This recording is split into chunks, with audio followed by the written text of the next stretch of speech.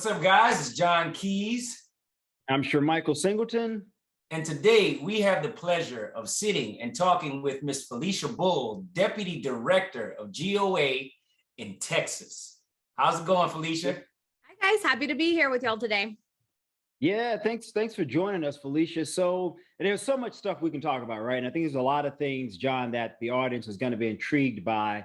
But Felisha, before we even get into all the nuances and complexities of politics, let's talk a little bit about you, about your background. Like, how did you even get into firearms?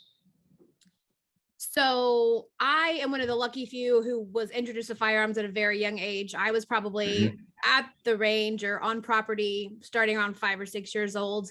I'm an Army brat, so firearms are just part of the equation. When I was in college, I got involved politically and then decided I could never actually work for a candidate because I'm too opinionated, which I'm sure y'all will learn throughout this conversation. Right. But I can work for an issue because that's steadfast, right? The Second Amendment, we don't compromise. And so when I was looking at different places where I could work to make sure that we stay an armed populace, man, GOA was just it. So you're watching this content because, John, clearly you believe in the Second Amendment, which is why we want you guys to support Gun Owners of America by going to gunowners.org. Please do. Gun Owners of America is in the trenches on every 2A argument, every 2A fight that's being had out there today, and God knows there's a lot of them. There are a lot of them, John. In fact, guys, GOA just recently won the suit to bring back bump stocks. Yeah, and that was significant in and of itself, but there's so much more work to be done. So please, go to gunowners.org and join. And you guys know for a fact that the Second Amendment is constantly under attack by individuals who want to restrict and limit that right for every American, regardless of your color, race, creed, or even sexual orientation, which is why you have to support organizations like GOA who are constantly in the courtrooms battling across this country to preserve that right, John, for all Americans. Absolutely. He said enough, man. Listen, gunowners.org. Go there. Let's go. And get some.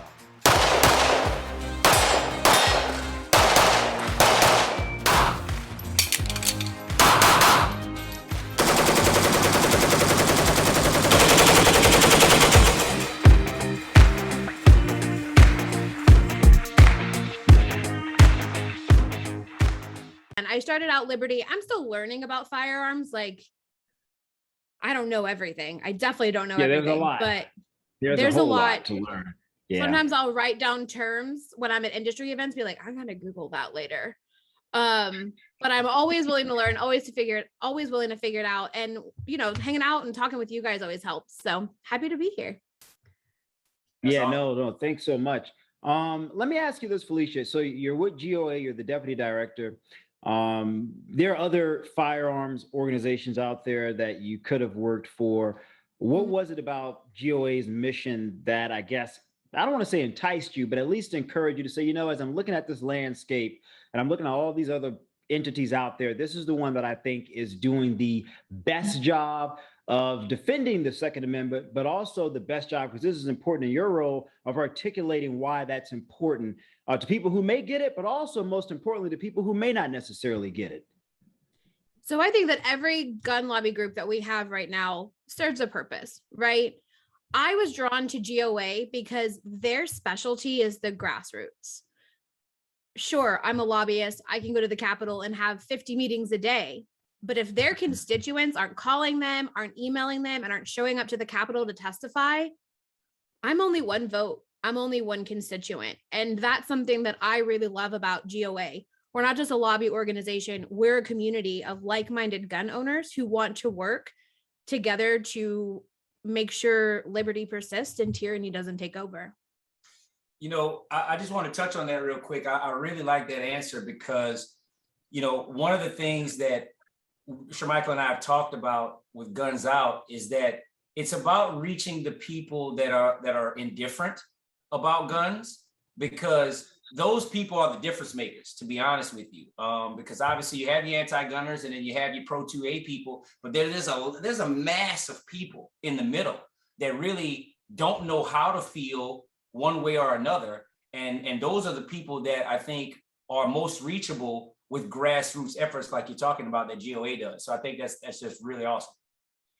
So we just wrapped up our Texas legislative session, which we'll touch on in a bit, but we had hundreds of people come to the Capitol, and it's in Austin, which is a liberal cesspool at this point, right? And it's usually hundreds of miles from where our really strong Second Amendment people are coming from. So we had people driving thousands of miles throughout session to come to the Capitol and testify. And you would be amazed how many first-time gun owners came out to testify in favor of the bills that we were supporting. I mean, with the past 18 months, we've had protests, we've had riots in some cities, we've had COVID, we've had lockdowns. We are seeing a huge increase in first-time gun owners and new gun owners, or people who are like, yeah, the Second Amendment's fine, I don't care. But now they're seeing the importance of the Second Amendment. And we have to reach out to that community and say, hey, you bought a firearm to take care of yourself. Now it's your turn to take care of the firearm. You've got to get involved. You've got to make your voice heard. And Felisha, in thinking about what you're saying, like you got the firearm to take care of yourself. Now it's you got to protect that firearm. At least you're right to be able to have that firearm and use it. What has articulating that message to some of the new communities been like? And by new, I mean a lot of Hispanic people, a lot of African American, a lot of women. And so these are groups that, let's be honest here, they don't necessarily vote Republican, at least not in a very long time. Hispanics are kind of split a little bit. African Americans haven't really voted Republican in a significant number, in a couple of decades now, maybe like 40 plus years now. So how do you articulate that message to these new groups who may not necessarily have voted in a large percent for some of elected officials who may care a lot about this issue, but again, in large numbers, they're buying firearms in numbers that have never been seen before? That's essentially the hard part, right? It all comes down to education. We can give them resources. We get heavily involved in elections here in Texas, and we educate our members on who's going to support their rights. We have no problem calling people on the carpet. I think we've seen GOA kind of taking the lead on that this past week with the military bill up in DC. And we do not compromise. And I know that we say it and it's our tagline, but once you're on staff, like that's really our mantra, right? And so I always say gun rights aren't partisan and neither is GOA. We educate people on the best person for them. And when we passed constitutional carry in Texas, one of our most vocal supporters was a Hispanic Democrat from the Valley. So we will absolutely be educating people on that and letting them know, we don't really care who you vote for, but they need to be pro-gun and they need to know that you expect them to be pro-gun. And that's where the involvement from the constituents is really important. If you're not talking to your elected officials and telling them how you feel and how you want them to vote, then they're just going to toe the party line. And some vocal constituents really made the difference in this past session to get some bills across the finish line.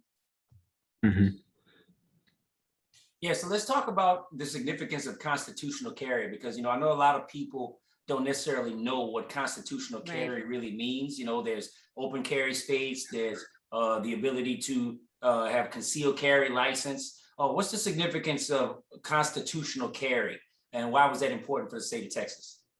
Yeah, so 150 years ago this year, a law was passed in Texas to mandate the licensing for firearms.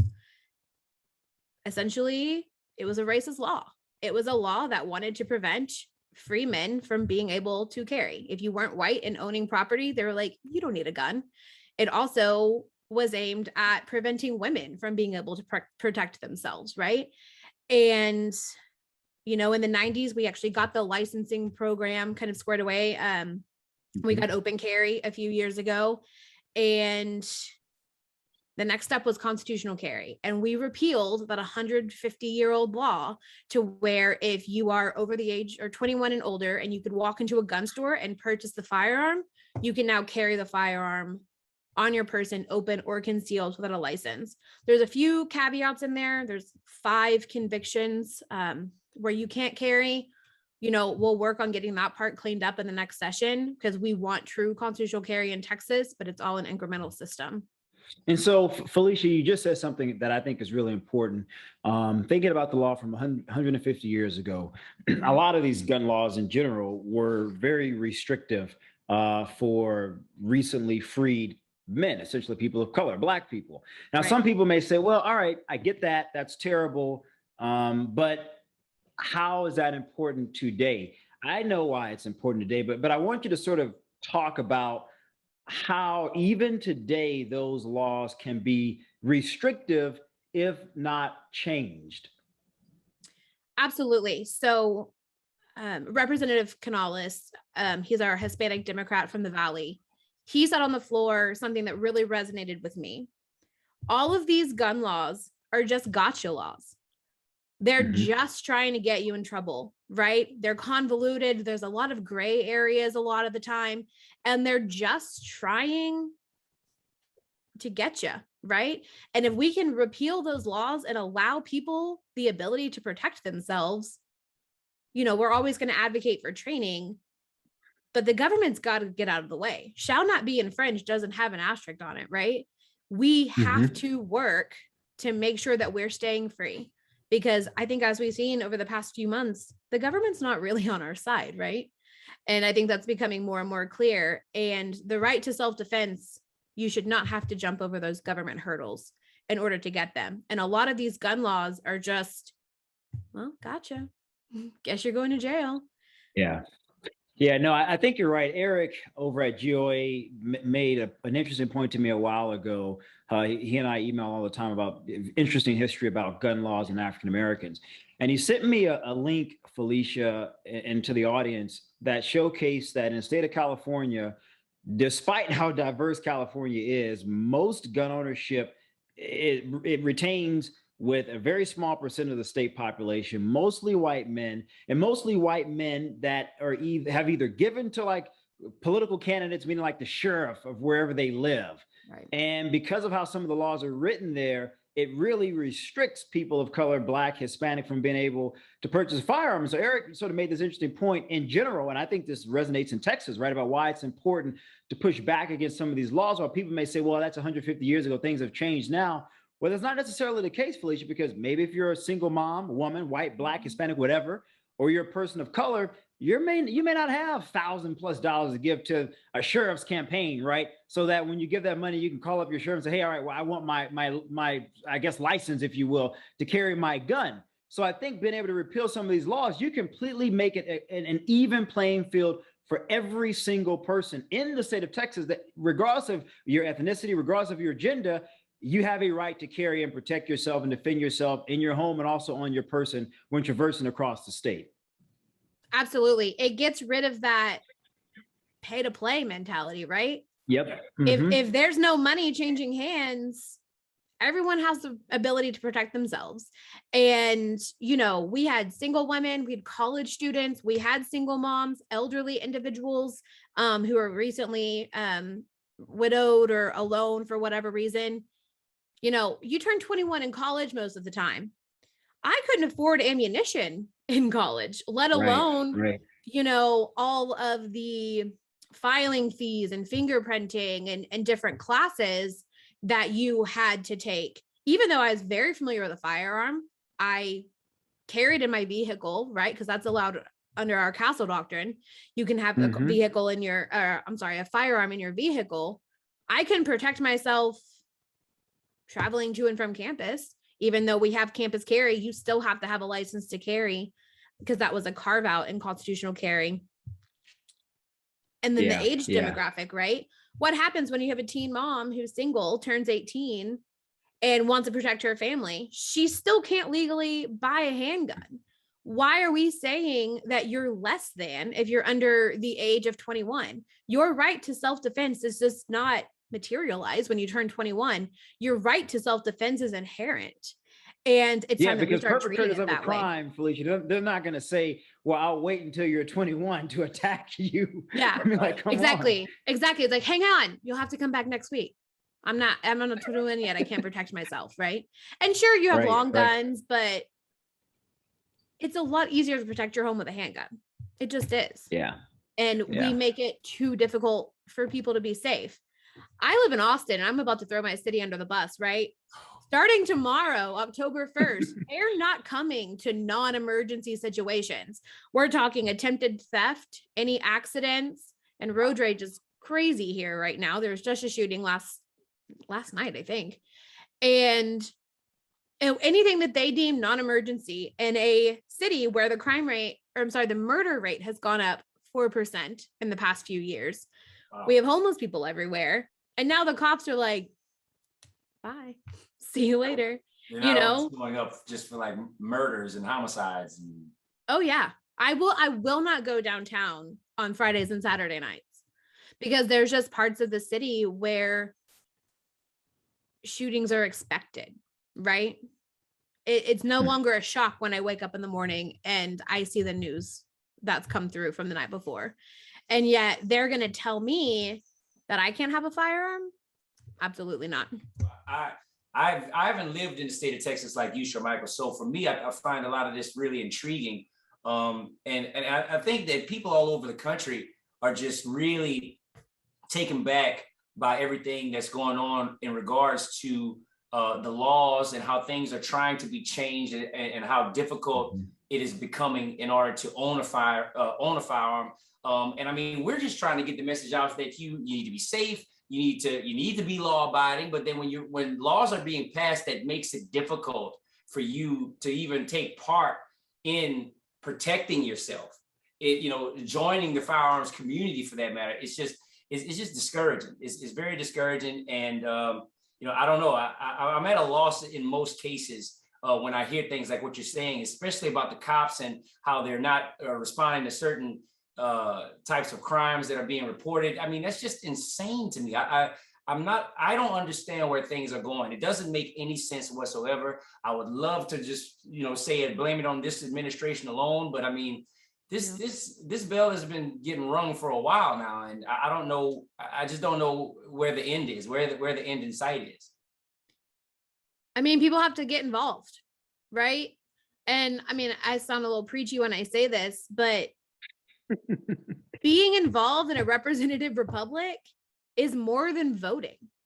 It's more than voting. You've got to show up. You've got to make calls. You've got to send emails. You got to do something. And that's one of my roles here in Texas is outreach and reaching people and figuring out, okay, who's our audience? Who are we talking to? Who can we get to show up next? And I mean, it was a really powerful time earlier this year when, we have people from all different walks of life showing up. I feel like gun owners kind of get stereotyped a little bit. Like we get put into a little box. Yep. And just to see that people who showed up to have their voice heard, we're such a diverse and very welcoming community. And I think that's what needs to be talked about more. And I think that's why y'all's role in the Second Amendment world is so important, because you get to talk to these people and tell these stories and, find people who maybe wouldn't have shown up before, or maybe wouldn't have wanted to be educated before. And I mean, it's really powerful kind of what you guys do. I think you're right, Felisha, about just the importance of being able to tell that story. Especially because, again, from what you would see visually, I can understand, and as you're alluding to, you can understand why people will say, oh, yeah, this is just for a certain type of person. And even if I have an interest, I certainly don't see anyone like me. So I don't even know if I want to even try or attempt, because maybe I won't be welcomed. And so I agree with you. What you guys are doing and what we're doing, what others are doing is critically important. So in thinking about that, and thinking about what you guys do as far as outreach in Texas, again, broke major news a couple months ago, as you just stated, becoming the 21st state to pass constitutional carry. Walk us through, what was that process like? Because there was another group that was involved. And as I was saying off camera, and I'm just going to be honest here, looking at the national news, and I know because I had to go on TV to talk about this, the focus was on, this one group really played a pivotal role in this. And I thought to myself, well, I know that's not necessarily true, with GOA being our most significant sponsor for Guns Out.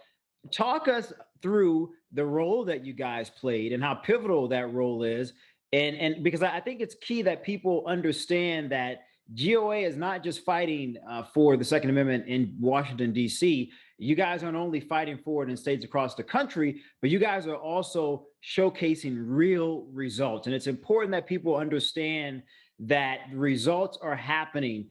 And I think when people see that, then they say, well, I need to do more to be engaged with this group. I need to tell more people about what GOA is doing. That's a really great point. And that's essentially where all of this started. So the fight for constitutional carry in Texas has been going on for about a decade. Our Texas director, Rachel Malone, has been, the main boots on the ground for a long time. She then came on board with GOA and just hit the ground running. They brought me on board right in the middle of election season last year. And no pressure. Right. No pressure at all. You got this. but that's where people can make such a huge, huge difference. We worked our tails off in elections. We endorsed good pro-gun candidates. We block walked for them. We talked to voters. We went to fundraisers. We did direct voter contact. And we unsat at least 2 anti-gun Republicans, right? And we got really good, really strong, really pro-gun, liberty-minded individuals into the House.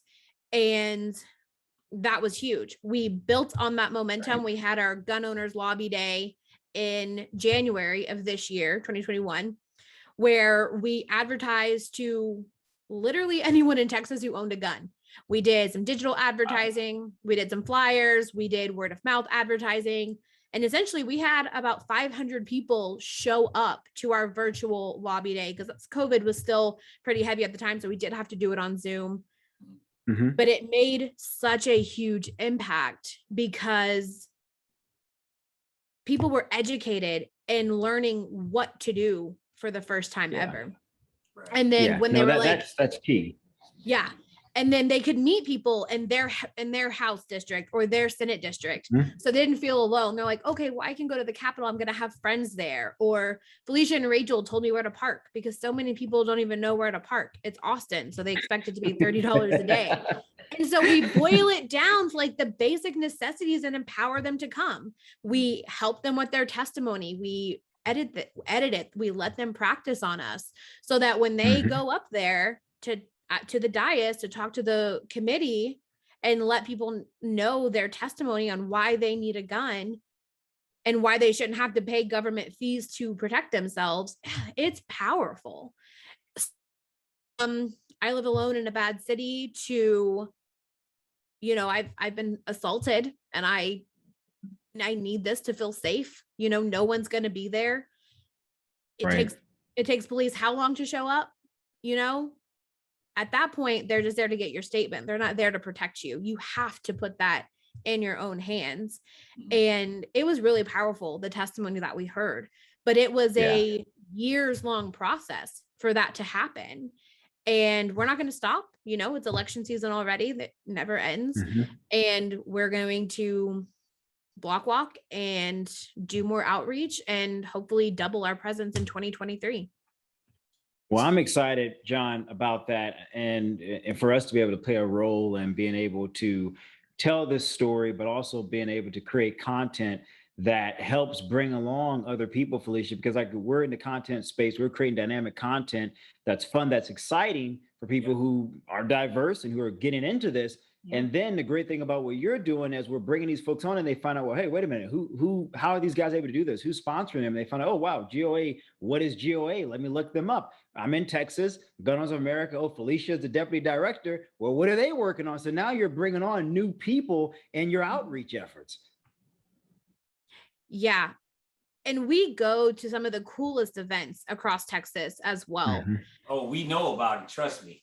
We go to like Texas Council of Clubs meetings. We'll go to partisan meetings, but just like cool people who care and want to learn more.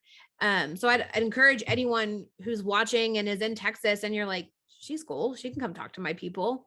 Y'all can put my email in the show notes, reach out to me. This is what we do. If you have questions, we have a Facebook group as well, if you're still on that platform, and it's GOA Texas, and we have a community of over 4,000 people who would put their testimonies on there to get edits from people, or say, hey, I'm in Dallas and gas is really expensive now, does anyone want a carpool?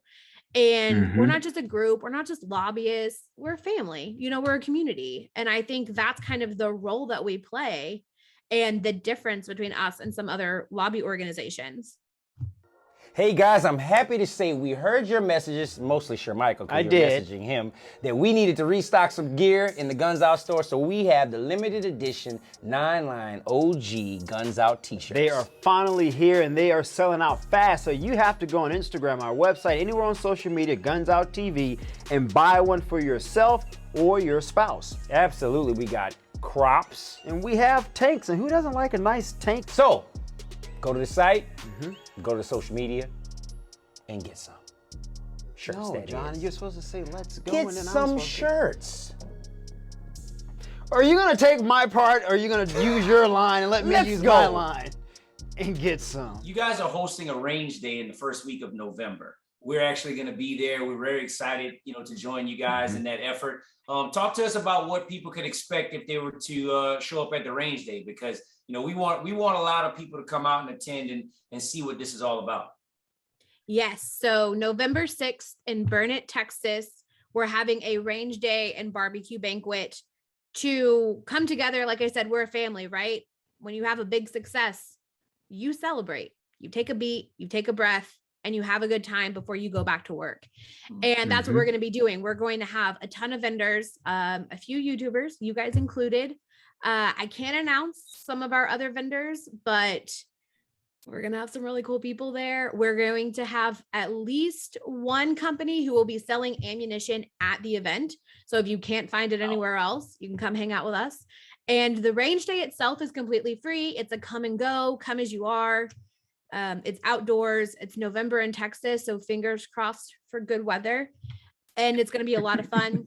Our barbecue banquet, we're going to get a little more formal with it, have some thank yous, have some recognitions of our really great activist who kept me sane while at the Capitol for sometimes 20 hours a day.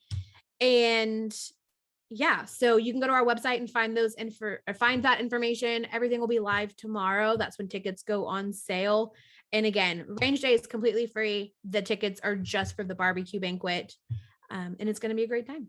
Felisha, we're getting ready to do a show on suppressors.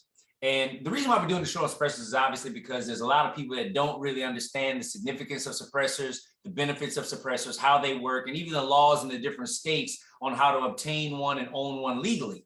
So with that being said, we know Texas just passed a bill on suppressors that's pretty interesting. I was really intrigued when I heard about it. Why don't you share that with us? Yes. So this has been a bill a lot of people have questions about. It's the Made in Texas Suppressor Bill. And what this does is it would allow people to create suppressors in Texas of Texas materials and then have, quote, made in Texas stamped on every piece of the suppressor. The important thing to note is that while this bill did go into effect on September 1st, before you can actually manufacture suppressors in Texas, we have to wait for what's called a declaratory judgment. And this means that the Texas Attorney General would take the case through the different judicial levels, essentially appealing up to the Supreme Court, right? If you look at all the major Second Amendment judicial wins of the past few years, or all the years really, civil cases perform better than criminal cases. And if we're going to start chipping away at the NFA and start flexing the 10th Amendment powers that states have, right? This is how we have to do it. We have to do it through the judicial system. And we have to make sure that we get a positive ruling on this piece of legislation before people start manufacturing their suppressors in Texas without going through getting the tax stamp and all the federal hoops that you have to go through. Otherwise, you will still go to prison. And I want to say that loud and clear for everyone listening. If you make a suppressor right now in Texas and you do not pay the tax stamp and you do not go through the waiting period, you will go to prison. Making eye contact with the camera, you will go to prison. So please don't do it. We don't want anyone going to prison, guys. So listen to No. what Felicia's saying. Absolutely, absolutely. Felicia, just to see where this is going to go is really important. I know that you guys have had doctors groups and veterans that have talked about the importance of hearing loss and why suppressors are a good idea. Could you just touch on that really quickly before we wrap?